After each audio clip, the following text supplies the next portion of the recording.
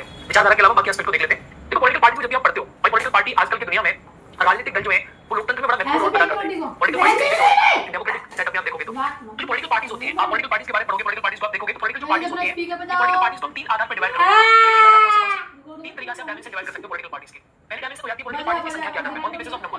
यानी एक सबसे पहले हम डिवीजन करते हो कि नंबर के आधार पर पॉलिटिकल पार्टी, जैसे आपने देखा एक दलीय, आप लोग सुनते होंगे सिंगल पार्टी सिस्टम पाया जाता है। बहुत सारे ऐसे कंट्री यहाँ सिंगल पार्टी सिस्टम आपको देखने को मिलता है। एक दलीय प्रणाली, एक बेसिक एस्पेक्ट है। एक दलीय प्रणाली आप लोगों ने सुनी, जैसे आप बात करो, बहुत सारी कंट्री, चाइना की बात करो, चाइना में एक दलीय प्रणाली है। एक होती है दलीय प्रणाली जिसको बोलते हैं टू पार्टी सिस्टम या bi party system, two party system. एक होती है बहुदलीय प्रणाली जिसको आप बोलते हैं मल्टी पार्टी सिस्टम। मैं इसके बारे में आपको डिटेल में पढ़ाऊंगा। जैसे स्विट्जरलैंड की बात करेंगे तो वहाँ बहु पार्टी सिस्टम है, इसको डिटेल में डिस्कस करेंगे आज किसी क्लास में, आप देखोगे सब कुछ आपको मिलेगा। तो दलीय पार्टी इंडिया की बात करो, यहाँ पर बहुदलीय प्रणाली इंडिया में भी तो बहुत सारी पॉलिटिकल पार्टीज आप देख रहे हो, आम आदमी पार्टी, कांग्रेस, भारतीय जनता पार्टी, बहुत सारी पार्टी इंडिया में भी है। दलीय पार्टियां दो दल होते हैं, टू टच होते हैं, उनकी डोमिनेंसी होती है। फॉर एग्जांपल जैसे ब्रिटेन की बात करो, ब्रिटेन में आप देखिए जनरली दो दलीय पार्टी आपको देखने को मिलेंगी। अमेरिका की आप बात कर लो, वहां पर आप देखोगे दलीय प्रणाली आपको देखने को मिलेगी, दो पार्टी आपको देखने को मिलेगी। लेकिन एक पार्टी आपको देखने को मिलती है, चाइना की बात करो, नॉर्थ कोरिया की बात करो, वहां पर एक ही पॉलिटिकल पार्टी है। लेकिन आज हम जो पढ़ेंगे, हमारा जो मतलब होगा संख्या के आधार पर दलों को पढ़ने का, वो सिर्फ यही नहीं हुआ कि आप कौन सी पॉलिटिकल पार्टी कहां पाई जाती है। हम इसके बहुत सारे डायमेंशन समझेंगे जो ऑप्शनल पेपर में या यूपीएससी नेट परीक्षा में आपसे पूछे जाते हैं। बिकॉज़ ये तो एक साधारण विद्यार्थी नहीं जानता है कि पॉलिटिकल पार्टी एक दल होगा, दो दल होगा और कहां कौन सी पाई जाएगी। एक दल और दो दल के अलावा इसकी बहुत सारी डायमेंशन है जो आपको समझनी चाहिए, तो उनके बारे में बात करेंगे, मैं आपको समझाऊंगा। अगर बात करें विचारधारा के आधार पे, तो विचारधारा के आधार पर पॉलिटिकल पार्टी के डायमेंशन आप देखते हो। इंडिया में आप बात करो, इंडिया में आप लोग कहते हो कि तो वामपंथी है, लेफ्टिस्ट है, जैसे आप कम्युनिस्ट पार्टी की बात करते हो। तो विचारधारा जो आइडियोलॉजी होती है इसके आधार पर पॉलिटिकल पार्टीज का डिवीजन होता है। तो जो एप्लीकेशन आप लोग पढ़ रहे थे वो मैंने आपको ये पहले समझा दिया विचारधारा के आधार। जैसे वामपंथी है तो इनको बोलते हैं लेफ्टिस्ट, मध्यमार्गी है, ये दक्षिणपंथी, इसको बोलते हैं राइटिस्ट। अगर मैं इंडिया के एस्पेक्ट में आपको समझाना चाहूं तो आप देखोगे वामपंथी इंडिया में लेफ्टिस्ट कौन है, communist party of India, CPI को क्या लेफ्टिस्ट पार्टी। इनकी विचारधारा बहुत रेडिकल होती है, जो एकदम खतरनाक तरीका वाली बात करते हैं, मार डालने वाली बात करते हैं, रेडिकल सोच जो लोग रखते हैं, एकदम परिवर्तनकारी क्रांतिकारी सोच जो रखते हैं। कुछ लोगों की विचारधारा मध्यमार्गी होती है, कांग्रेस की विचारधारा मध्यमार्गी विचार है। कांग्रेस पार्टी को आप तब से देखोगे, अब तक कांग्रेस पार्टी जो है वो ना तो रेडिकल है, ना बहुत ज्यादा व्यक्तिवादी है, ना बहुत ज्यादा समाजवादी है, वो सबको आपस में लेके चलने वाली एक मध्यमार्गी सोच की विचारधारा वाली पार्टी है। एक दक्षिणपंथी विचारधारा वाली पार्टी, पॉलिटिकल पार्टी इंडिया में आप देखोगे तो बीजेपी, भारतीय जनता पार्टी को हम लोग दक्षिणपंथी विचारधारा की पार्टी मानते हैं, क्योंकि बीजेपी क्या है, राष्ट्रवाद पे जोड़ देती है। वो पॉलिटिकल पार्टी जो समाज पर, समाज के महत्व पर, राष्ट्र पर, राष्ट्रवाद पर, राष्ट्र एकता पर, ये सारी चीजों पर महत्व देती है, उसे हम राइटिस्ट कहते हैं, दक्षिणपंथी नाम से आप जानते हैं। तो भारतीय जनता पार्टी भारत में कैसी पार्टी, दक्षिणपंथी टाइप की पार्टी, पॉलिटिकल पार्टी है। अब इसी को जब आप डिटेल में पढ़ोगे दलीय बहुदलीय को, तो आपको बहुत कुछ जानने को मिलेगा। आप इसे डिटेल में समझोगे तो मैं आपको इसी में बहुत सारी सीक्वेंस इसकी बताऊंगा। एक दलीय दलीय प्रणाली, तो आप इसमें कैसे कैसे मानते हैं, तो इसके अंदर बहुत सी डायमेंशन पढ़ेंगे। पहले जो बेसिक समझ लो चीजों का, एक होती है संरचना के आधार पे। देखो on the basis of composition आप देखोगे तो जितने भी पॉलिटिकल थिंकर हैं उन्होंने संरचना के आधार पर पॉलिटिकल पार्टी को बांट रखा है। हमने ये भी देखा था अपनी क्लास में। जैसे कॉकस है, तो कॉकस आपको समझ में आ रहा है, कॉकस का मतलब संख्या में छोटा, एक छोटा पॉलिटिकल दल, छोटा जो एकदम छोटी सी पार्टी, जो छोटा सा ग्रुप, कॉकस संरचना की संख्या के या फिर संरचना के आधार पर उनका जो कंपोजिशन है उसके आधार पर। कैडर, पॉलिटिकल पार्टी जो अपना कैडर रखती है, जैसे आप देखते हो कि जो मार्क्सवादी पार्टी उनके कैडर है, साम्यवादी पार्टी कैडर है, कैडर चलते हैं, बड़ी बड़ी संख्या होती है, उनके कैडर होते हैं। शाखा, जैसे आप देखो कि अभी आपने देखा कि रिसेंटली आपको देखने को मिलता है कि बीजेपी की भी आजकल आरएसएस शाखा के रूप में शाखा देखते हो आप। सेल, छोटी छोटी डिवीजन होती है जो फैली होती है। मिलिशिया, मिलिशिया क्या होती है मैं आपको समझाऊं तो मिलिशिया का मतलब होता है बेसिकली जो मिलिट्री टाइप की जो पार्टीज होती है। जैसे आप देखोगे तो मिलिशिया का एक सीधा सा मतलब है कि जो आपने देखा कि जो फांसीवाद में, नाजीवाद में वहां पर जो पार्टीज बनी वो मिलिशिया टाइप की पार्टी है। अब पॉलिटिकल पार्टी जहां पर लोग सेना की तरह कार्य करते हैं, वो यूनिफॉर्म पहनेंगे और एकदम काम करेंगे सेना की तरह, तो मिलिशिया उसको आप नाम देते हो, मिलिशिया, मिलिट्री काइंड ऑफ, आप कह सकते हो सैन्य दल भी इसका दूसरा नाम है। तो इस संरचना के आधार पर पॉलिटिकल पार्टी की प्रकार की होती है। तो दुनिया में आप जनरल जो विभाजन करोगे राजनीतिक दलों का, कोई सामान्य विभाजन आपको देखने को मिलेगा। पहला जैसे एक दलीय होगी, दो दलीय होगी, बहुदलीय होगी। दूसरा है कि विचारधारा के आधार पर आप कहते हो कि तो इनकी विचारधारा खराब है, इनकी विचारधारा लेफ्टिस्ट है, राइटिस्ट है, ये मध्यमार्गी है। संरचना के आधार पे कोई शाखा लेकर चलता है, कोई कॉकस लेकर चलता है, कोई सेल है। सेल क्या होता है, छोटे छोटे उसके ग्रुप बने होते हैं। मिलिशिया मिलिट्री टाइप की ऑर्गेनाइजेशन, जैसे नॉर्थ कोरिया देखो, चाइना देखो आप, या नाजीवाद, फांसीवाद में आप देखोगे तो वहां पर आपको कई प्रकार के ग्रुप देखने को मिलते थे, फाइव ग्रुप, ये ग्रुप, वो ग्रुप। हम इसके बारे में पढ़ेंगे डिटेल में। तो उनको जो है आप जो नाम देते थे उनको आप जनरली बोलते थे मिलिशिया। मैंने आपको बताया था मिलिट्री टाइप ऑर्गेनाइजेशन कमेंट करेगा, जो सैन्य दल होते हैं उनको मिलिशिया के नाम से जानते हैं। ये मैंने आपको समझाया था क्लास में उस दिन। अरे हां ना, प्रियांशी सिंह जी बहुत बढ़िया, सोनिया जी बहुत बढ़िया, राहुल कुंद्रा, क्या नाम है, कमल है, तो जो बड़े गवर्नमेंट में, ठीक है। तो आप लोगों ने चीज को नोटिस भी किया, आप लोग इस बात को समझ भी गए। तो militia military type of job function आपको देखो। अब मैं बात करूं दलीय प्रणाली में, एक दलीय प्रणाली क्या होती है। सबसे पहले हम एक दलीय प्रणाली को डिस्कस करते हैं कि सिंगल पार्टी सिस्टम क्या होता है। एक दलीय को आप नाम बोलते हो सिंगल पार्टी सिस्टम, इसका आपको नाम क्या है, इसका नाम है single party system. Slide number 2 है सिंगल पार्टी सिस्टम, एक दलीय प्रणाली। ये जनरली जहां पर एक पॉलिटिकल पार्टी की डोमिनेंसी होती है, एक पॉलिटिकल पार्टी, जैसे कि फॉर एग्जांपल एक ही पार्टी सबको चला रही है, एक ही पॉलिटिकल पार्टी होगी। जैसे आप चीन की बात करो तो इसका क्लासिकल एग्जांपल जो चीन है। अगर आप चीन की बात देखोगे तो चाइना की मैं बात करूं तो चाइना में सिंगल पॉलिटिकल पार्टी है। सेकंड एग्जांपल दो तो क्यूबा, आप क्यूबा को देखोगे तो क्यूबा में सिंगल पॉलिटिकल पार्टी सबको चला रही है, एक ही पॉलिटिकल पार्टी। नॉर्थ कोरिया की बात करो, वहां पर भी सिंगल पॉलिटिकल पार्टी है, एक पॉलिटिकल पार्टी पर देश चलाती है। तो जहां पर आप देखोगे तो ऐसे देशों को लोकतांत्रिक देश कहा जाता है, क्योंकि लोगों के पास विकल्प नहीं होता। और आजकल की जो मॉडर्न डेमोक्रेटिक सेटअप है उसका एक सीधा सा मतलब है कि किसी भी कंट्री में जहां जनता के पास विकल्पों का अभाव है उसको आप लोकतंत्र पूर्ण तरीके से नहीं मानते। फॉर एग्जांपल मैं आपसे कहूं कि अगर कोई कंट्री में विकल्प नहीं है या आपके पास विकल्प लाइफ में कम है, आपको एक सीधी दिशा में चलना है, डायरेक्शन एक आपकी फिक्स्ड है, तो आप कहीं इस बात को मानोगे कि आपकी जो सोच है वो एक मतलब एक संकीर्ण हो जाती है, आपके विचारों में खुलापन नहीं आ पाता। तो मॉडर्न पॉलिटिकल जो सेटअप है, जो डेमोक्रेटिक सेटअप है, इनमें अगर लोगों के पास विकल्प अधिक नहीं होते चुनने के तो वो प्योरली लोकतंत्र नहीं कहा जाते। और multi party single party system होने का मतलब है कि पॉलिटिकल पार्टी की डोमिनेंस एस्टैब्लिश कर देना, वो सिंगल पॉलिटिकल पार्टी की डोमिनेंस एस्टैब्लिश कर देती है और उसके माध्यम से आप सब कुछ चलते हो। इस सिंगल पॉलिटिकल पार्टी सिस्टम को भी अगर आप पढ़े लेवल पर पढ़ोगे, जैसे आज ऑप्शनल है यूजी में आप पढ़ते हो, तो सिंगल पार्टी सिस्टम को दो आधार पर बांट देते हैं। यानी एक दलीय प्रणाली के भी दो तरीके होते हैं। फॉर एग्जांपल मैं आपको समझाना चाहूं, इसको समझने के बाद अपनी बात करेंगे दलीय प्रणाली की। सर्वाधिकारवादी यानी टोटल टेरिटरिज्म आपने सुना होगा, ये शब्द काफी चल रहा है आजकल, पार्टिसिपेट नहीं लिया, ये शब्द बड़ा चर्चित है।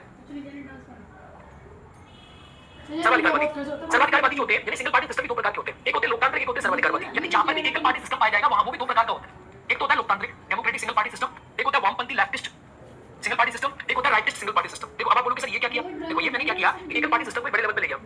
तो आजकल आप वर्तमान में देखोगे सिंगल पार्टी सिस्टम के भी दो प्रकार है, जैसे मैंने आपको चीन का एग्जांपल दिया, क्यूबा का एग्जांपल दिया, नॉर्थ कोरिया का एग्जांपल दिया। ऐसे ही आप देखोगे जैसे जापान है, तो जापान में भी जापान लेवल पार्टी का प्रभुत्व रहता है, लेकिन जापान को आप कभी भी नहीं कहते कि जापान को आप चर्चा में सुनते हो कि जापान तो बेकार है, जापान में डेमोक्रेसी नहीं है, नहीं। लेकिन जापान कौन से वाले में, जापान में सिंगल पार्टी सिस्टम है। एक प्रकार से आप देखोगे तो 1 प्लस का 1 ऑब्जर्वेंस 1 प्लस 1 डोमिनेंस एक थ्योरी है कि सारी पॉलिटिकल पार्टी जो है वो पॉलिटिकल पार्टी में एक ही पॉलिटिकल पार्टी जो होती है वो डोमिनेंसी रहती है उस पॉलिटिकल पार्टी की, तो आप इसे बोलते हो 1 plus theory. It is called 1 plus. एक होता है 1 ऑब्जर्वेशन, एक और सुना होगा आपने 1 ऑब्जर्वेशन, या आप लोग नाम देते हो 1 डोमिनेंट। 1 डोमिनेंट ये बहुत चर्चा का है। एक होता है 1 ऑब्जर्विंग, एक तीसरा होता है 1 ऑब्जर्विंग, ये भी आप देख लो 1 ऑब्जर्विंग। थोड़ा ध्यान से सुनना मेरी बातों को, यहां तक क्वेश्चन बन जाते हैं। कोई ऐसा पॉलिटिकल सेटअप जैसे जापान है, तो जापान लेवल पार्टी आप लोगों ने सुनी होगी। जापान लेवल पार्टी से एक अच्छा एग्जांपल है, मैं एग्जांपल को यहां पर लिखूं तो आप समझ लोगे। तो जापान में भी सिंगल पार्टी है, लेकिन जापान लेवल पार्टी वो कैसी पार्टी है कि वो ऐसी नहीं है कि कोई सर्वाधिकारवादी अप्रोच के चाइना है, तो चाइना में सर्वाधिकारवादी फासिस्ट अप्रोच, फासिस्टवादी नाजीवादी है, चीन में होगा देखोगे तो वामपंथी अप्रोच है। यहां पर क्या सभी पॉलिटिकल पार्टियों से मिलकर, जैसे राजा देखा आपने, किसी कंट्री में एक ही राजा है, देखो राजा जनता की तरीके से बना, सबने कहा कि ठीक है तुम्हें राजा रहिए, तो एक ही पॉलिटिकल पार्टी को सारी पावर दे दी जाती है, सब मिल जाती है, सब में एक में सब प्लस हो जाती है, एक में सब जाके ऑब्जर्व हो जाती है, एक में सब जाके असेंबली हो जाती है, तो एक पार्टी की स्थापना हो जाती है, एक ही पार्टी को सारी पार्टी सपोर्ट करती है। लेकिन डेमोक्रेटिक प्रिंसिपल है, तो ये जरूरी नहीं है। कभी-कभी आप कंफ्यूज हो जाते हो कि सिंगल पार्टी होगी तो वहां पर डेमोक्रेसी होगी नहीं, ये जरूरी नहीं है कि सिंगल पार्टी जहां पर डेमोक्रेटिक प्रिंसिपल नहीं होगा। एकल प्रणाली में भी लोकतंत्र प्रणाली देखने को मिलती है, एक दलीय प्रणाली में भी लोकतंत्र प्रणाली देखने को मिलती है। और मैंने आपको एग्जांपल बताया जापान। अगर आप आईएनसी की बात करेंगे, इंडियन नेशनल कांग्रेस, जैसे वर्तमान में आप देखोगे तो वर्तमान में तो ऐसा नहीं है, लेकिन फॉर एग्जांपल हमारे कंट्री जब आजाद हुआ तो हमारी आजादी के बाद 1947 से लेकर 1966 तक का दौर देखोगे, 1952 में पहला चुनाव हुआ हमारी कंट्री में, 1952 से लेकर 1966 तक का दौर देखो आप, तो इंडियन नेशनल कांग्रेस हमारी कंट्री में सिंगल पार्टी नहीं, पर हमारे देश में भी सिंगल पार्टी का ही एक पार्टी का वर्चस्व था, लेकिन ये सेटअप लोकतांत्रिक सेटअप था। आज आप देखो तो कीनिया की बात करो, कीनिया में पार्टी से कानू कहते हैं, आप लोगों ने सुना होगा कि नहीं सुना होगा। कानू बहुत ही फेमस है, KANU is very famous political party. KANU आप लोगों ने नाम सुना होगा। कानू जो है इसकी फुल फॉर्म है कीनिया, ये कीनिया की पॉलिटिकल पार्टी है जिसको आप कानू नाम देते हो, Kenya African national union, Kenya इसका पूरा नाम है कानू। तो जो कानू है वो भी सिंगल पॉलिटिकल पार्टी है, लेकिन वो क्या है कि सारी पॉलिटिकल पार्टी मिलकर बनाया है, तो डेमोक्रेटिक सेटअप की स्थापना हुई है। वहां पर लोकतंत्र जो है वो एकल लोकतंत्र, एकल पार्टी के अंदर भी डेमोक्रेटिक प्रिंसिपल को एस्टैब्लिश किया गया है। बात समझ में आ रही है विद्यार्थियों की? प्रार्थना सोनिया या जो मुझे रिकॉर्डेड देख रहे हैं, रिकॉर्डेड नहीं पढ़ रही है, जो विद्यार्थी रिकॉर्डेड देख रहे हैं मुझे पॉलिटिकल साइंस शिक्षा वाले या मूवी शिक्षा यूट्यूब चैनल वाले, आपको समझने में दिक्कत नहीं होनी चाहिए, थोड़ा सा एडवांस वर्जन है। देखो ये साधारण बच्चा भी जानता है कि एकल पार्टी का मतलब क्या होता है। एकल पार्टी के भी दो प्रकार होते हैं, एकल पार्टी को हमने 3 डिवीजन में बांट दिया, तो आपसे ये उम्मीद करी जाती है कि आप इस लेवल पे चीजों को जानो। अब ये जो दक्षिणपंथी है, अब ये कौन सी पार्टी होती है? इसमें आप देखोगे ये सर्वाधिकारवादी अप्रोच है। ये सारी पॉलिटिकल पार्टियों खत्म करके बनते हैं, यानी आपने पिक्चर देखी होगी, मूवी देखी होगी, जहां मुगेम्बो कुशवा वो सभी को मार के मुगेम्बो बनता है, तो कभी-कभी राजा सभी को मार के बनता है तब वो राजा होता है, और कभी-कभी राजा सभी की साथ राजा बनता है तब वो राजा होता है। तो ये पॉलिटिकल पार्टी 1 प्लस की थ्योरी पे काम करती है, 1 ऑब्जर्वेशन की थ्योरी पे काम करती है, 1 डोमिनेंट थ्योरी पे काम करती है। और ये पॉलिटिकल पार्टी सर्वाधिकारवादी अप्रोच पे काम करती है, टोटलिटेरियन के ऊपर बात करती है। यहां पर आप देखोगे दक्षिणपंथी की बात करो, दक्षिणपंथी राइटिस्ट जो समाज को माने, राष्ट्रवाद को माने, तो आप देखो फासिस्ट जितने भी फांसीवादी थे, जितने भी नाजीवादी थे, तो मैंने कहा फांसीवादी की बात कर ले, सारे फांसीवादी जो है वो राइटिस्ट है, और इनके जो दल बने वो सारे दल। इसके अलावा नाजीवादी की बात करो एग्जांपल में, आप नाजीवादी की बात कर लीजिए, तो जितने भी नाजीवादी हैं वो ये सब कैसे राइटिस्ट अप्रोच के हैं। तो ये सर्वाधिकारवादी में एकल दल की व्यवस्था की बात करी जाती है, यहां पर भी एकल दल है। अब मैंने आपसे 2 एग्जांपल दिए थे वामपंथी लेफ्टिस्ट में, है ना। एक तो मैंने बोला चाइना, मानी नहीं है इसने, और सेकंड में आपको क्यूबा। तो China and Cuba are perfect example. भाई चाइना और क्यूबा की बात करो तो चाइना ऊपर क्यूबा क्या है आप, अच्छा चाइना और क्यूबा। अब चाइना और क्यूबा क्या है? उत्तरी कोरिया बीच में आप लिख सकते हो, नॉर्थ कोरिया भी ऐसा एग्जांपल है, आप नॉर्थ कोरिया को भी ऐसे लिख सकते हो। तो देखो ये क्या है, अगर आपसे प्रश्न पूछा जाए कि प्रश्न ऐसे बनेगा कि एकल दलीय प्रणाली में सर्वाधिकारवादी या एकल दलीय, चीन में किस प्रकार की एकल दलीय प्रणाली पाई जाती है, तो ऑप्शन में देखा सर्वाधिकारवादी, लोकतांत्रिकवादी, तो आप आंसर देंगे सर्वाधिकारवादी। सर्वाधिकारवादी के अंदर वामपंथी विचारधारा है, ये विचारधारा है, लेकिन सर्वाधिकारवाद इसका टाइप है, यानी ये लोग क्या करते हैं, एक ही राजा है, अभी ये सब कुछ। तो ये क्या है, यहाँ विकल्प लोगों के पास है नहीं, ये तो अलग ही चीज थी, तो जापान अलग है, चीन अलग है, नॉर्थ कोरिया अलग है, क्यूबा इसराइल अलग है। तो यहाँ पर क्या ये जो अलग अप्रोच है, सीधा सीधा प्रश्न एग्जाम बनेगा। तो मेरे अकॉर्डिंग सिंगल पार्टी का सिस्टम को आप आजकल जो प्रश्न बन रहा है पॉलिटिकल साइंस में वो कैसे बन रहा है कि सिंगल पार्टी सिस्टम को इस प्रकार से बांट के पढ़ सकते हो, एकल पॉलिटिकल पार्टी जो है इस प्रकार से बांटते हो। फांसीवाद नाजीवाद प्रेजेंट में खत्म हो चुका है, बिल्कुल फांसीवाद और नाजीवाद प्रेजेंट में तो खत्म ही है, कहां फांसीवाद और नाजीवाद है, लेकिन राष्ट्रवाद वर्तमान में है। और राष्ट्रवादियों को लोग कहते हैं कि अप्रोच जो है वो फांसीवादी अप्रोच है, कुछ लोग कहते हैं बीजेपी राष्ट्रवाद फैलाती है, बीजेपी की अप्रोच है वो फांसीवादी अप्रोच है। तो ऐसा लोगों का मानना है कि प्रो नेशनलिज्म जो है वो फांसीवाद की तरफ लेकर आपको चला जाता है। तो अभी विचारधारा कभी खत्म नहीं होती, विचारधारा हमेशा रहती है, इस बात को हमेशा मान लो।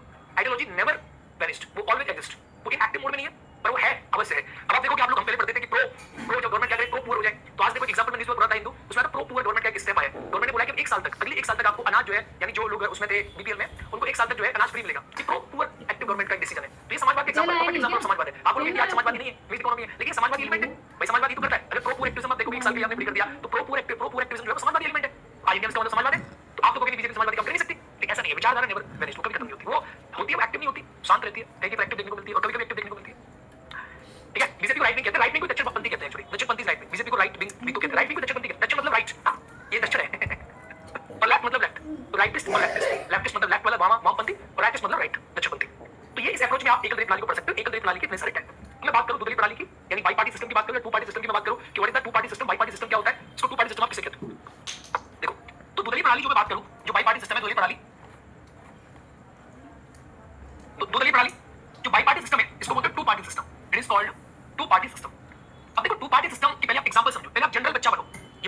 बोलेंगे कि एकल दलीय पार्टी चाइना में क्यों है, तो आप पॉलिटिकल साइंस के विद्यार्थी हो नहीं, पॉलिटिकल साइंस के विद्यार्थी ऐसे नहीं होते, वो पॉलिटिकल विद्यार्थी होते हैं, पॉलिटिकल साइंस के विद्यार्थी काफी गूढ़ होते हैं।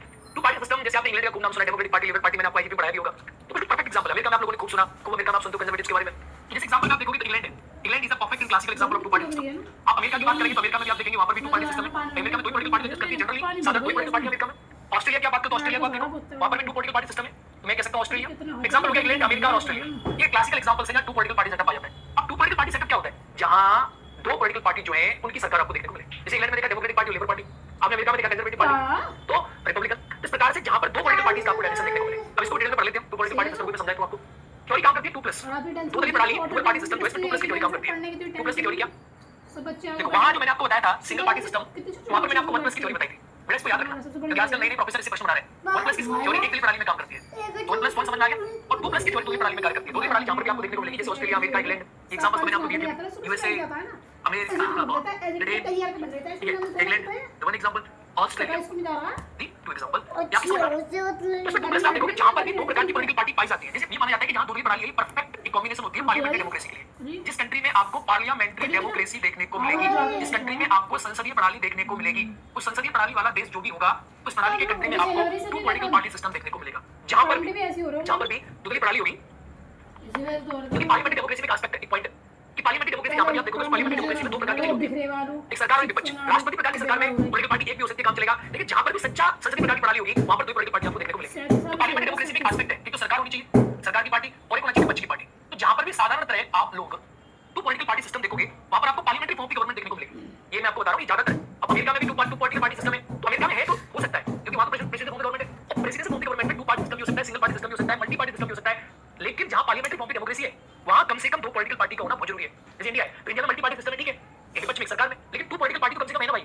अब चाइना की चाइना में बोलो, चाइना पार्लियामेंट्री फॉर्म की गवर्नमेंट है, वहां की चलो आप ऐसा नहीं है, वहां कैसे बताओगे पार्लियामेंट्री फॉर्म की गवर्नमेंट कैसे मतलब होता है, कैसी फॉर्म की गवर्नमेंट जहां एक विपक्ष और विपक्ष की पार्टी दोनों होनी चाहिए।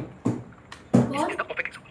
सब यूट्यूब पे है, वैसे इंस्टाग्राम पे सब एक मिनट मैं आप लोग लूंगा, खाना बना रही है, पतली हो रही है, नंबर पे लेकर फोन करना है, इन्फ्लुएंसर है, इन्फ्लुएंसर ठीक है, this is the perfect example. इसे कॉल में चल लिया, जो डांस करती है वो भी पतली हो रही है, जो ऐसी वीडियो बनाती है वो भी पतली हो रही है ना। एक वो नहीं अफरोज खाना बनाती है, कितनी पतली हो गई, वो मेरी पसंद की थी वो। आज हम माता वैष्णो देवी जा रहे हैं, और अच्छी मैं ट्रेन है, तो माता वैष्णो देवी से आप लोगों के लिए हम कोशिश करेंगे, माता वैष्णो देवी आपको पत्रकार के आशीर्वाद दें, हम उम्मीद करेंगे कि हम आपके लिए कुछ आशीर्वाद लेकर आए माता रानी से। आज वैष्णो देवी की यात्रा, और मैं ये दुआ मांगूंगा माता से कि हमारे सभी विद्यार्थी जो पढ़ रहे हैं और नहीं भी पढ़ रहे हैं, हर विद्यार्थी जो मेहनत कर रहा है वो सभी सफल होने चाहिए अपने जीवन में। सफलता का मतलब लेकिन सिर्फ नौकरी नहीं होता, ऐसा मेरा मानना है कि मैंने खुद के लिए कभी नौकरी नहीं मांगी, तो मुझसे नहीं कर सकते कि नौकरी मांगूंगा, क्योंकि भगवान आपको जो देता है आपके बेस्ट के लिए देता है। कभी-कभी क्या करते हो आप, भगवान के मंदिर में जाते हो, कहते हो नौकरी भगवान से अच्छा नौकरी चाहिए, लेकिन जिंदगी में कभी-कभी आप भगवान से कृपा मांगने जाते हो, लेकिन उसने आपके लिए करोड़ की प्लानिंग कर रखी होती है। कभी-कभी आप करोड़ मांगने जाते हो, भगवान ने आपके लिए अरबों की प्लानिंग कर रखी होती है। कभी-कभी आप जो मांगने जाते हो उससे बेटर भगवान को चलता है। तो मेरी ऐसी फिलॉसफी है, मेरा ऐसा मानना है कि भगवान के सामने जाने के बाद मैं सोचता हूं कि भगवान जो आप सोचोगे बेहतर सोचोगे, करना चाहिए जो ऊपर वाले की इच्छा है, तो आपके साथ अच्छा ही होगा। तो मेरा मानना नौकरी लगने से मतलब नहीं, ये मेरा ऐसे फिलॉसफी है, चलिए इससे आप बिल्कुल अलग सोच सकते हैं, इसका मतलब है नहीं, फिर भी मैं आपकी तो सरकार और विपक्ष जो है, ये दो प्रणाली political party, 2+ political party system का आपको देखने को पार्लियामेंट्री फॉर्म की गवर्नमेंट जनरल देखने को मिल जाता है। इसके बाद बात करो महोदय मल्टी पॉलिटिकल पार्टी सिस्टम। अब मल्टी पॉलिटिकल पार्टी सिस्टम आपको कहां देखने को मिलता है, ये पार्टी सिस्टम बहुत सारी ऐसी कंट्री है। फॉर एग्जांपल मैं बात करूं भारत की, आपका खुद का देश है इंडिया, अब भारत की बात करो, भारत में खूब सारी कंट्री है। आप स्विट्जरलैंड की बात करो तो यहां पर आप देखो, यहां पर भी आपको खूब सारी पॉलिटिकल पार्टी स्विट्जरलैंड में हमेशा ये चलता रहता है। भारत की बात करो, फ्रांस की बात करो, आप फ्रांस में भी आप पॉलिटिकल पार्टी देखने को मिलती है। पाकिस्तान की बात करो आप, अभी पाकिस्तान में भी आपको पॉलिटिकल पार्टी देखने को मिलती है, खूब सारी, आपको काफी सारी पॉलिटिकल पार्टी देखने को मिलती है। और देखो आप एग्जांपल में स्पेन देखो आप, इसके बाद इटली देखो आप, इसमें आपको खूब सारी पॉलिटिकल पार्टी जो एग्जांपल से देखने को मिलता है, फ्रांस, पाकिस्तान, स्पेन, इटली, ये are country where you find, यहां पर आपको मल्टी पार्टी सिस्टम देखने को मिलता है। आप ध्यान से बिल्कुल क्या लिखा आपने, आप इंपॉर्टेंट पॉइंट मार्क करते जाओ, हम नोट करते जाएंगे। चलिए इंपॉर्टेंट पॉइंट आप नोट करते चले, ये इंपॉर्टेंट ही मैं बता रहा हूं क्योंकि काफी इंपॉर्टेंट है जो मैं पढ़ा रहा हूं आपको, ये मोस्ट इंपॉर्टेंट एस्पेक्ट आपको मैं कवर करा रहा हूं। तो बहुदलीय पार्टी सिस्टम होता क्या है कि जहां पर मल्टी पार्टी सिस्टम आपको देखने को मिलेगा। अब मल्टी पार्टी सिस्टम क्या एक से ज्यादा राजनीतिक दल है, अब एक से ज्यादा मतलब दो से भी ज्यादा है, क्योंकि मैंने मल्टी का, और मल्टी का मतलब होता है कि जहां कोई चीज एक से ज्यादा हो, वैसे तो सिंपली, लेकिन डुअल पॉलिटिकल सिस्टम मतलब दो से भी ज्यादा हो। तो आप देखेंगे जब मिलीजुली सरकारें बनती है, जो जहां पर भी बहुदलीय प्रणाली सिस्टम आपको देखने को मिलेगा, विशेषताएं होंगी यहाँ की, तो मिलीजुली सरकार बनेगी। क्योंकि अब आप लोगों से ऐसा क्यों होगा, जरूरी थोड़ी है, जरूरी है, देखो क्यों जरूरी है भाई। अब आपकी जनसंख्या, हमारी कंट्री की कोलिशन गवर्नमेंट, हमारी कंट्री की जनसंख्या है, एक जनसंख्या है। अब आपने उसमें एक जैसे एक रिसोर्स आपके पास जनसंख्या है वोट डालने का, तो उसमें एक आदमी चुनाव लड़ रहा है, 10 आदमी चुनाव लड़ रहे हैं, तो परसेंटेज बढ़ जाएगा, और वो परसेंटेज बढ़ जाएगा तो क्लियर विनिंग किसी के पास बहुमत नहीं है। जब क्लियर विनिंग किसी के पास बहुमत नहीं आएगा तो सिंपल सी बात है, फिर तो आप गड़बड़ हो जाएगी। इसलिए क्या है कि उसमें आप देखोगे सरकार मिलीजुली बनती है, डेमोक्रेटिक सेटअप जो होती है कोलिशन गवर्नमेंट के बनते हैं। सेकंड है कि ऐसी ज्यादातर जो कंट्री होती है जहां पर सरकारें बहुदलीय बनती है, जहां पर लोकतांत्रिक कंट्री होते हैं, लोकतांत्रिक देश आपको देखने को मिलेंगे जहां पर डेमोक्रेटिक कंट्री के बाद डेमोक्रेसी में हर आदमी को चुनाव लड़ने वोट डालने का अधिकार प्राप्त होता है। जब वोट डालने का अधिकार प्राप्त, चुनाव लड़ने का अधिकार प्राप्त, तो पार्टी बना देगा, पॉलिटिकल पार्टी बना देगा। लेकिन एक चीज में है, एक प्रॉब्लम है कि राजनीतिक व्यवस्था जो होती है, पॉलिटिकल सेटअप जो होता है, कम स्थायी होता है। यानी आप देखो इंडिया है, तो सरकार बनी, पूरी सरकार 5 साल रही, इसकी गारंटी नहीं है, कोई गारंटी नहीं है, क्योंकि सरकार की बस कब मेजॉरिटी चली जाएगी, और मेजॉरिटी डिपेंड करती है उसके साथ की पॉलिटिकल पार्टी पर। तो आप ये कह सकते हैं कि लोकतांत्रिक जो देश है, इनमें एक प्रॉब्लम मिलती है, मल्टी पार्टी सिस्टम होता है कि यहाँ सरकार कम स्थायी होती है। पॉइंट को आप समझ सकते हैं, इस पॉइंट को आप लिख सकते हैं कि यहाँ पर जो गवर्नमेंट होती है लेस स्टेबल गवर्नमेंट जनरली आपको देखने को मिलेगी, जहाँ पॉलिटिकल सेटअप जो है वो मल्टी पार्टी सिस्टम आपको पाया जाएगा। तो मल्टी पार्टी सिस्टम में बहुत पॉलिटिकल पार्टी आपको देखने को मिलेगी। वो पॉलिटिकल पार्टी क्या करती है कि आपस में पॉलिटिकल पार्टीज हैं तो आपस में आप देखते हो आपस में लड़ती रहती है, झगड़ती रहती है, आपस में काम करती है। फॉर एग्जांपल स्विट्जरलैंड की बात करो, स्विट्जरलैंड एक कंट्री है, वहाँ पर आप स्विट्जरलैंड में सोशल डेमोक्रेट्स हैं, रेडिकल डेमोक्रेट्स हैं, लिबरल डेमोक्रेट्स हैं, इवन आप देखिए कम्युनिस्ट पार्टी भी है वहाँ पर। ये लोग आपस में इंडिया की आप एग्जांपल देखो, इंडिया में कांग्रेस है, बीजेपी है, इसके अलावा बहुत समाजवादी पार्टी, आम आदमी पार्टी, नंबर ऑफ पार्टीज की लाइन लगी हुई है। तो स्विट्जरलैंड से फॉर एग्जांपल बताएं तो आप कभी लिख सकते हो, आपको कभी पूछी जाती है एग्जाम में, तो आप इनको भी एक बार कभी लिख सकते हो। फॉर एग्जांपल स्विट्जरलैंड की बात करो तो यहाँ पर मल्टी इंडिया की बात आप सभी जानते हो कि इंडिया में कौन सी पॉलिटिकल पार्टी है। इंडिया को डिस्कस करेंगे चैप्टर में, इंडिया के ऊपर अलग लेक्चर होगा और वो साधारण बच्चों के काम आता है। इसलिए मैंने सोचा कि मैं आपको थोड़ा सा स्पेशल चीज दे दूं।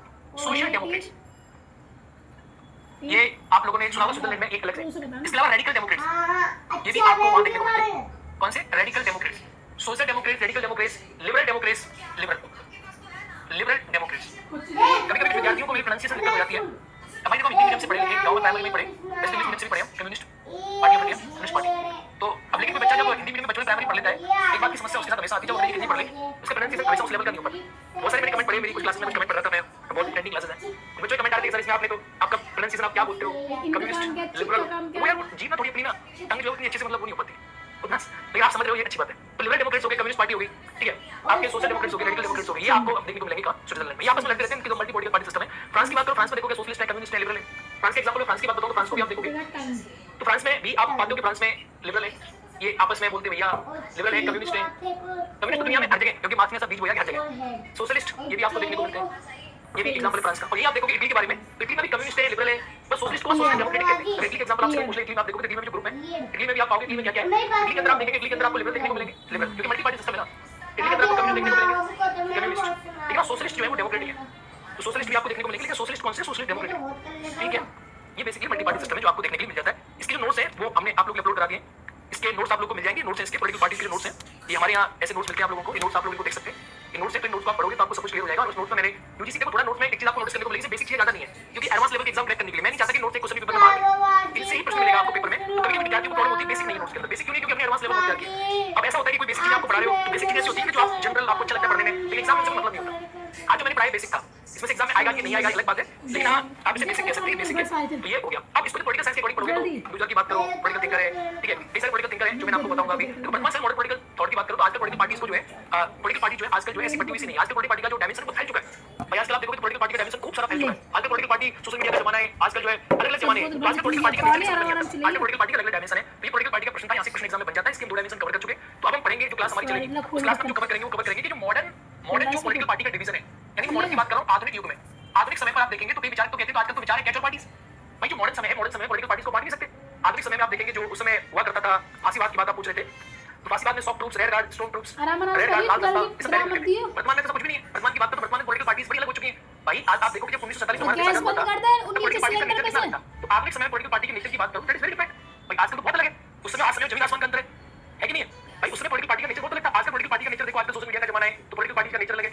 आजकल तो ये है कि कैजुअल पार्टीज, आजकल तो पॉलिटिकल पार्टी जो है उनका जो नेचर है, उनकी प्रकृति है वो डिफरेंट है, प्रकृति बहुत अलग है, नेचर बहुत अलग है।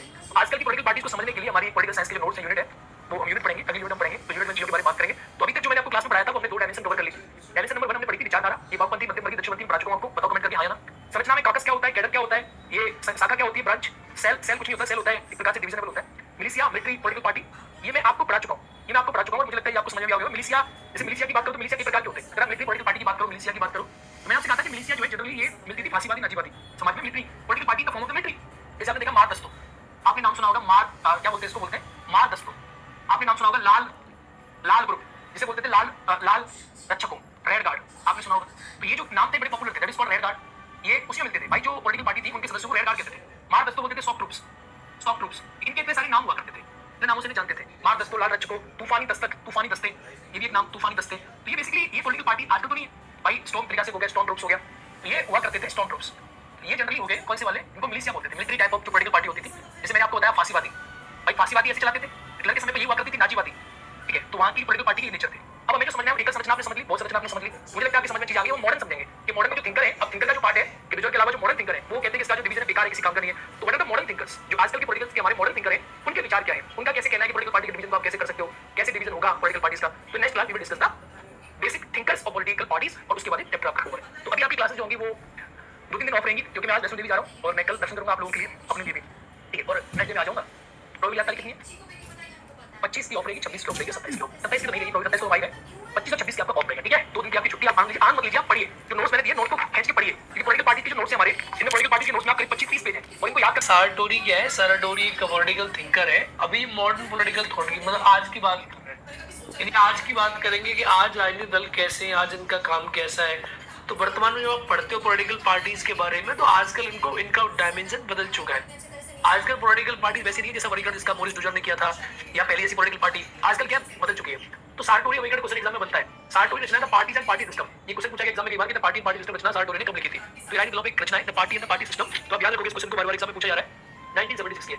उन्होंने बहुदलीय व्यवस्था को वैचारिक आधार पर दो भागों में विभाजित किया। इसने बोला कि जो बहुदलीय व्यवस्था होती है ना, जिस भी कंट्री में दो ज्यादा पार्टीज पाई जाती है, इंडिया हो गया, पाकिस्तान हो गया, ठीक है, और स्विट्जरलैंड हो गया, जैसे भी कंट्री जहां दो दलीय व्यवस्था ज्यादा व्यवस्था पाई जाती है, इसे क्या बहुदलीय। आपको पता है बहुदलीय क्या होती है? तो वहां उसने इसको बोला कि दो डिवीजन होते हैं इसकी, एक होता है उदारीकृत ध्रुवीय बहुदलीय व्यवस्था, moderate polarised rural party system.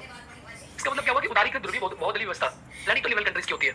उदारीकृत Norway में, नीदरलैंड में इस प्रकार की पाई जाती है। साराटोरी के अनुसार ये प्रणाली नॉर्वे, नीदरलैंड में पाई जाती है। उदारीकृत ध्रुवीय व्यवस्था का मतलब होता है मॉडरेट पोलराइज्ड रूरल सिस्टम, यानी ऐसा कंट्री जहां पर आपको बहुदलीय व्यवस्था देखने को मिलेगी, लेकिन वो कैसी होगी? पोलराइज्ड होगी। इसका मतलब क्या हुआ? इसका ध्रुवीय का मतलब होता है जैसे कि वहां आप देखोगे धर्म के आधार पर, वहां पर आप देखोगे राजनीति के आधार पर, वहां पर आप देखोगे कि जाति के आधार पर क्या होगी, पॉलिटिकल पार्टी से गठन होगा और पोलराइज्ड हो जाती है, लेकिन वो रहती कैसी? उदारीकृत रहती है। तो ये हो गया एक, यहाँ पे देखने को मिल गया, ठीक है।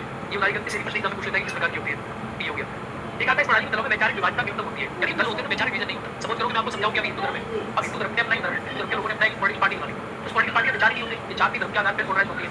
जबकि ध्रुवीय बहुलवादी व्यवस्था पोलराइज पोलर सिस्टम होता है, इसमें वैचारिक विभाजन आपको देखने को मिलेगा। भाई आपसे कहूं कि एक बात बताऊं, कलर का डिवीजन करूंगा कि मैंने जैकेट पहनी, आपने वो जैकेट पहनी है, तो कलर के आधार पर तो ऐसे क्या होता है, पॉलिटिकल पार्टीज होती है, आपने देखी कोई पॉलिटिकल पार्टी है, अब क्या है वो पॉलिटिकल पार्टी वाली कलर, वो पॉलिटिकल पार्टी है तो क्या करते हैं, जैसे क्या करते हैं, धर्म के आधार मारते हैं, जाति के आधार मारते हैं, तो विचार के आधार पर भिन्नता नहीं होती पॉलिटिकल पार्टीज में। और जिस पॉलिटिकल पार्टी में विचार के आधार पर भिन्नता आपको देखने को मिलेगी उन्हें कहते हैं ध्रुवीय बहुलवादी व्यवस्था, पोलराइज्ड प्लूरलिस्ट सिस्टम। क्या देखने को मिलती है? ये फ्रांस में है, इटली में, स्पेन में, देशों में पाई जाती है, जिन देशों में दलों के मध्य वैचारिक आधार पर विभाजित पाया जाता है, यानी जहां की पॉलिटिकल पार्टी विचार के आधार पर आपस में बटी हो, वैचारिक डिवीजन आपको देखने को मिलता हो, वहां पर जो व्यवस्था होती है, जैसे आपने देखा इंडिया में कहते हैं पोलराइज्ड हो गया इलेक्शन, मानी थी इसमें ये इधर लिखा होता है इलेक्शन पोलराइज्ड हो गया, इलेक्शन पोलराइज्ड हो गया। तो इलेक्शन पोलराइज्ड होने का मतलब क्या है? इलेक्शन पोलराइज्ड होने का मतलब है किस आधार पे होगा? तो हमारी कंट्री में पोलराइजेशन होता है वो जाति धर्म के आधार पे होता है, उसमें वैचारिक विभिन्नता नहीं रहती। एक होता है कि आपने शिक्षा के आधार पे कर लिया, आपने विचारों के आधार पे पोलराइजेशन कर लिया, उसमें आपको वैचारिक विभिन्नता जो है वो आपको देखने को मिल जाती है। बात समझ में आ रही है कि नहीं आ रही? प्यारे बच्चों, बात समझ में आ रही है कि नहीं आ रही है? Point clear? उसमें आपको वैचारिक विभिन्नता जो है वो देखने को मिल जाती है। समझ में आ रही है? साराटोरी के अनुसार प्रतिस्पर्धा नई प्रणाली में दल का महत्व सरकार के निर्माण में स्पष्टता से देखा जाता है। तो इसी को आप लोग कहते हैं प्रतिस्पर्धी ध्रुवीय बहुलवादी व्यवस्था जो होती है, इसी को प्रतिस्पर्धी व्यवस्था के नाम से भी जानते हो। अब क्यों कहते हो? क्योंकि इसमें क्या होता है, एक दूसरे दल के मध्य प्रतिस्पर्धा देखने को मिलती है, किसके आधार पे मिलती है? बेसिकली किसके आधार पे? वैचारिकता के आधार पे। तो वैचारिक आधार पे विभाजन जो है वो ध्रुवीय बहुलवादी व्यवस्था के अंदर आपको देखने को मिलेगा। मुझे लगता है आपको समझ में आ गया होगा, ठीक है। तो साराटोरी का दो प्रकार का वर्गीकरण है, एक है ध्रुवीय बहुलवादी व्यवस्था पोलराइज्ड प्लूरल सिस्टम, और दूसरी है ध्रुवीय उदारीकृत मॉडरेट पोलराइज्ड प्लूरल सिस्टम, जिसमें मॉडरेट शब्द का प्रयोग किया गया और इसमें नहीं किया गया, बस इतना ही अंतर है। साराटोरी के अनुसार दल दो प्रकार के होते हैं, दलों को दो प्रकार का माना है। पहला जो सरकार का निर्माण करते हैं, जैसे इंडिया में बीजेपी, कांग्रेस। दूसरा जो परतिया छोड़ पर रह जाते हैं। यानी दो प्रकार की पॉलिटिकल पार्टीज होती है किसी भी कंट्री में। एक पॉलिटिकल पार्टी जो दलों का सपोज करो सरकार का निर्माण करते हैं, इंडिया में आप देखोगे इंडिया में क्या है, बीजेपी है, कांग्रेस है, क्या है, आम आदमी पार्टी वर्तमान में आप देख रहे हो क्या कर रही है, सरकार का निर्माण कर रही है। कुछ ऐसी पॉलिटिकल पार्टी है छोड़ कर रह जाती है, जैसे आप देखो आजाद पार्टी बनाई, आजाद पार्टी जो यूपी में, बहुजन समाजवादी पार्टी वर्तमान उसका रोल देखो छोड़ पर रह रही है। तो पॉलिटिकल पार्टी दो प्रकार की होती है, पॉलिटिकल पार्टी होती है बहुत एक्टिव रोल प्ले करती है इलेक्शन में, और एक पॉलिटिकल पार्टी जो है इलेक्शन रोल प्ले करती है, ठीक है। अगर बात करें सरकारी विभाजन की, वर्तमान विभाजन की, आजकल की बात देखोगे तो आजकल पॉलिटिकल पार्टीज का जो विभाजन है तो किस आधार पर हो रहा है? अगर आजकल बांटोगे आप, आजकल किस आधार पर विभाजन कर सकते हो, एक बार इसको आप देखेंगे, इसको एक बार आप जानेंगे। यदि आधुनिक विभाजन की मैं बात करूं तो किसके आधार पर होने लगा है? आधुनिक विभाजन, चलिए स्टॉक के अनुसार विश्लेषण के आधार पर दल 3 प्रकार के विभाजन किया जाता है। वर्तमान में 3 प्रकार का विभाजन है। स्टॉक के अनुसार देखोगे तो पॉलिटिकल पार्टी में 3 प्रकार का विभाजन है। एक बार नीति निर्माण करने वाला दल, यानी कुछ पॉलिटिकल पार्टी ऐसी होती है जो पॉलिसी फ्रेमिंग करती है, जैसे कि आप देखोगे जो सरकार बनाते हैं बीजेपी है, तो आजकल बीजेपी क्या कर रही है? नीति निर्माण कर रही है। मत प्राप्त करने वाला दल, वोट की पार्टी, जिसको सिर्फ वोट चाहिए, वो कभी सरकार नहीं बनाते, वोट लेकर काम करते हैं। तीसरे कार्यपालिका प्राप्त करने वाला दल, ऑफिस सीकिंग पार्टी। तो पॉलिटिकल जो पार्टीज होती है वो 3 प्रकार की होती है। मेरे मालूम है तो स्टार्ट हो उद्देश्य एक हम तो पहले कर सकते हैं, क्लास में सारे काम करते हैं। इसके आपसे मालूम स्टार्ट होगी, पानी चाहिए पूरे स्मार्ट क्लास में।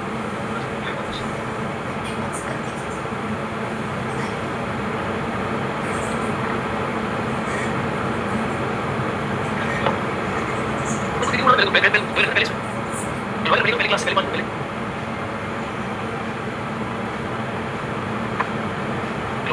नेक्स्ट क्लियर ना? लो भाई नेक्स्ट तो स्टॉक के विश्लेषण के आधार पर पॉलिटिकल पार्टी 3 प्रकार की होती है। एक होता है नीति निर्माण करने वाले दल, एक होता है ऐसे दल जो पॉलिसी फ्रेमिंग करते हैं। ऐसी प्रकार की पॉलिटिकल पार्टी जो पॉलिसी फ्रेमिंग करते हैं उसको कहते हैं नीति निर्माण करने वाले पॉलिटिकल पार्टी। दूसरे होते हैं मत प्राप्त करने वाले दल, वोट सीकिंग पार्टी। ऐसी पॉलिटिकल पार्टी जिनसे वोट की प्राप्ति होती है। तो ये होगी ये नीति निर्माण करने वाले, वोट प्राप्त करने वाले, तीसरे कार्यपालिका पर मत प्राप्त करने वाले, कार्यपालिका पर प्राप्त करने वाले। यानी इसका मतलब क्या हुआ? कभी-कभी आपने देखा होगा फॉर एग्जाम्पल बात करूँ कि सरकार किसी पॉलिटिकल पार्टी को ज़्यादा वोट मिलते हैं, जैसे आप बात करो बीजेपी कई बार कम वोट प्राप्त करती है, तो वोट ज़्यादा प्राप्त हो जाते हैं कांग्रेस पार्टी को। कई जगह आपने देखा, जैसे मध्य प्रदेश से देखा आपने। तो लेकिन सरकार वो किसकी बनी? कार्यपालिका प्राप्त करने वाला कौन बना वहाँ पर? बीजेपी बना, बीजेपी। और नीति निर्माण करने वाली, पॉलिसी प्रेरित करने वाली, यानी 3 प्रकार की पॉलिटिकल पार्टी होती है। अब बीजेपी के साथ जो अलायंस है, सपोज करो अलायंस है बीजेपी का कोई, तो बीजेपी उनके बिना नीति का निर्माण नहीं कर सकती। तभी तो बीजेपी पार्टी को आप बोलते हो, क्या बोलते हो? That is the BJP quality है भाई, अलायंस है, नेशनल डेमोक्रेटिक अलायंस। तो नीति निर्माण करने वाले दल अलग होते हैं, ये समझ लो। मत प्राप्त करने वाले अलग होते हैं, कार्यपालिका प्राप्त करने वाले अलग होते हैं। ये एक स्ट्रॉन्ग के अनुसार विश्लेषण है, इसको आप याद कर लोगे। प्रश्न पूछा जाता है स्ट्रॉन्ग कितने प्रकार से होते हैं। बहुत ही प्यारा एक प्रश्न यहाँ से एग्जाम में आजकल आ रहा है। पहली बयान को बहुत बड़ा विचार के इसी प्रश्न आता है, इन्होंने 2 प्रकार के दलों को स्वीकार किया है। यानी पहली बयान को की बात करो, इसने पॉलिटिकल पार्टीज को 2 आधार पर बांटा है। पहला द मास डेमोक्रेटिक पार्टी, और डुजोर के मास दल की बात है। आपने मैंने बताया था कि डुजोर जो था, मोरिस डुजोर जिसे आप बोलते हो, तो मोरिस डुजोर ने पॉलिटिकल पार्टी का डिवीजन किया, तो उसमें एक मास था। मास मतलब ऐसी पॉलिटिकल पार्टी जो अपनी शाखाओं में अपनी दल की संख्या में हमेशा वृद्धि करते रहते हैं, उसको आपने मास दिया। तो द मास डेमोक्रेटिक पार्टी ऐसी पॉलिटिकल पार्टी पहली बयान के अनुसार जो हमेशा अपनी संख्या में वृद्धि करते हैं, जैसे भारत में देखोगे तो भारतीय जनता पार्टी। चुनावी व्यवसाय दल, electoral professional party, cadre party आएगी। तो एक इलेक्टोरल कैडर पार्टी होती है, ऐसी पॉलिटिकल पार्टी से चुनाव लड़ने के लिए सामने आती है, और इनका पूरा व्यवसाय, इनका प्रोफेशनलिज्म ये चुनाव लड़ना। ऐसी पॉलिटिकल पार्टी बड़ा मारता है, नहीं मरना इसमें कुछ स्टार्ट कर रही है। किसी वजह से कोई स्टार्ट हो गया तो होते हुए ये कोई क्या है मेरी अलग अलग बोले तो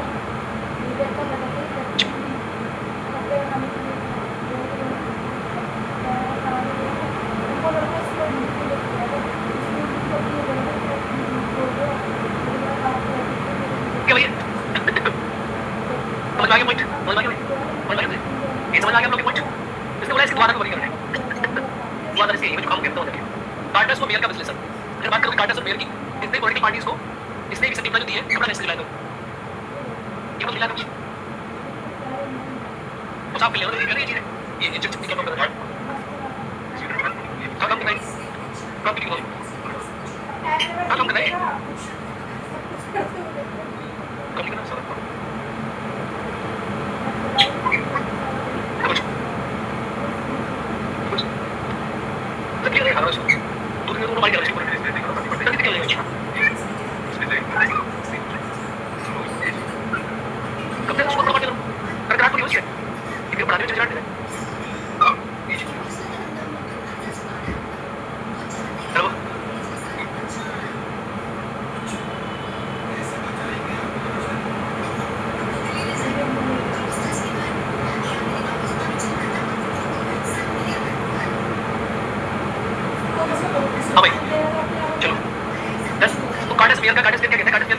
कार्टल पार्टी के दल इसने कहा कार्टल दल की परंपरागत दल से भिन्न राज्य के एजेंट के रूप में कार्य किया जाता है। राज्य के द्वारा दलों को समर्थन दिया जाता है, अन्य दलों की भूमिका समाज और राज्यों के मध्य मध्यस्थता की बात नहीं होती। देखो इसका जो दलों की विभाजन जो किया, अगर बात करेंगे कार्टल का जो विश्लेषण है, कार्टल कहता है इसने कार्टल पार्टी बनाई। और कार्टल पार्टी जो है ये कैसी होती है? परंपरागत दल से भिन्न राज्य के एजेंट के रूप में किया जाता है। यानी जो पॉलिटिकल पार्टी होती है ना, तो पॉलिटिकल पार्टी जो होती है वो जनता और राज्य के मध्य में एजेंट के रूप में कार्य करती है। ये जनता है और ये राज्य है, तो पॉलिटिकल पार्टी जनता और राज्य के मध्य में एक एजेंट के रूप में कार्य करती है। Work like a political agent, जनता और राज्य के मध्य में एक पॉलिटिकल एजेंट के रूप में कार्टल पार्टी कार्य करती है। तो कार्टल ने कहा कि कार्टल पार्टी, इसका उदाहरण था कि जो पॉलिटिकल पार्टी होती है, पॉलिटिकल पार्टी मध्यस्थता का काम करती है। तो प्रश्न कैसे पूछेगा कि कार्टल में या किसने? कार्टल पार्टी के उदाहरण निम्नलिखित में से किस विचारक ने दी? आपके सामने ऑप्शन होंगे पहली बयान को, आपके सामने ऑप्शन होगा किरचैमर, आपके सामने ऑप्शन होगा ड्यूजर। आप आंसर देंगे कार्टल पार्टी की संयुक्त कार्टल ने दी है। ठीक है, प्रश्न बनता है बहुत ही विशेष, आपके एग्जाम में इसको याद रखेंगे। दलों के आधार पर पैसे चलने वाले प्रचार संबंध की चर्चा को संस्था आदत होती है, ये आप सदस्यों को प्रारूप से नहीं छोड़ते। एक बात कर रहा है कार्टल दल की, जो कार्टल दल होते हैं वो एक्चुअली एजेंट के रूप में कार्य करते हैं जनता और सरकार के मध्य, और वो कभी भी आम सदस्यों को अपनी पॉलिटिकल पार्टी में